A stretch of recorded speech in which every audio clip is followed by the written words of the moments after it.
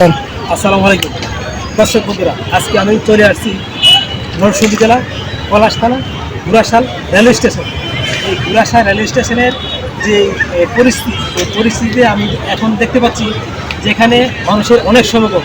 আপনারা দেখতে পাচ্ছেন এখানে মানুষের অনেক সমাগম, কিন্তু আমরা মানুষের সমাগমের পাশাপাশি এখানে যে রাস্তা এমনকি রেলওয়ে স্টেশনের যে পরিবেশ, এই পরিবেশ দেখতে গিয়ে আমরা আসলে একদম বিবেকে পড়ে গেছি। কারণ মানুষের যতটুকু জনপ্রিয়তা আছে, মানুষ যতটুকু বিলাসিতা এবং ভ্রমণ প্রিয়বশী যারা আছে, যারা এখানে বিনোদন করতে আসে, কিন্তু তারা বিনোদন করতে এসে এখানে যে পরিবেশ, এই পরিবেশটা ততটা মানসম্মত নয়।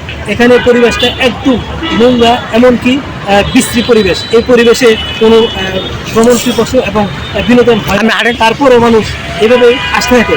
আমি চাই ঘুরাশাল এবং নরসিংদী পলাশ ইউনিয়নের যে কর্তৃপক্ষ আছে, ইউনিসব আছে, তারা এই রেলওয়ে স্টেশনকে আরও পরিপূর্ণ এবং সুন্দর মনোরম পরিবেশ করবে, যেখানে মানুষ এসে বিনোদন এবং বিলাসিতা এবং যাতায়াতের যে সুব্যবস্থা, এটা সম্পূর্ণ করে দিয়ে এই এলাকার মানুষকে এবং বাংলাদেশের মানুষকে রেলপথে চলাচল করার মতো একটি উপযুক্ত পরিবেশ করবে।